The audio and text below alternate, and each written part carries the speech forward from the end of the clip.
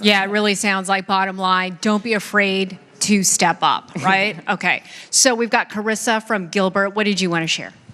I want to bring a different side to this, and I apologize because it's going to be an emotional one. But there is an aspect that has not fully been brought out in the Gilbert Goon situation, and that is the sexual assaults that are happening to these girls. Mm-hmm. My child was a victim multiple times. We had a partial confession in court, and I spent an hour bawling on the phone with the county prosecutor because they said it was a first-time offense, and because he said he stopped at a certain point, they couldn't go forward. My family was put through 3 years of hell and a situation that we are still dealing with. My child graduated 2 years ago, and my youngest is still feeling the effects of what happened and the fact that we came forward and tried to get prosecution.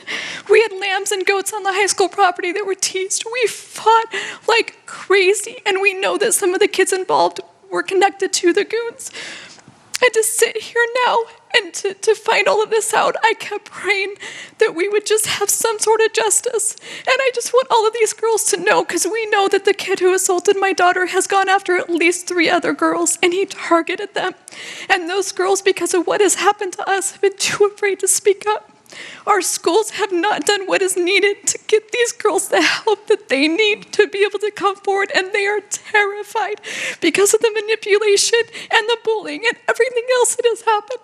And my cry is that when are we going to stop and listen to these girls who are getting hurt as well, because they're not the only ones, or there is a whole different aspect to all of this. Yeah. Thank you for sharing that, and I am so sorry that your daughter has had to go through this, and anyone else in our audience, either watching on 12news.com or here. You all know things. Some of this hasn't come out. It hopefully will. Will hopefully bring justice for all of these families whose kids have been attacked one way or the other. But I think it's what our panelists have said. It starts with listening, starts with loving, starts with giving our kids the time that they need and the time that we as parents, from the moment we sign on to the job of being a parent, agree to do. And that is to take care of our kid for however long they need taken care of. And when you don't cooperate with an investigation, as hard as it may be, to implicate your child, you are not helping the problem.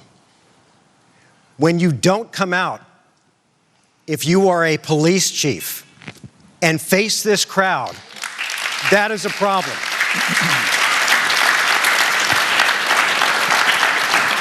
And above all, we have to teach our kids that actions have consequences.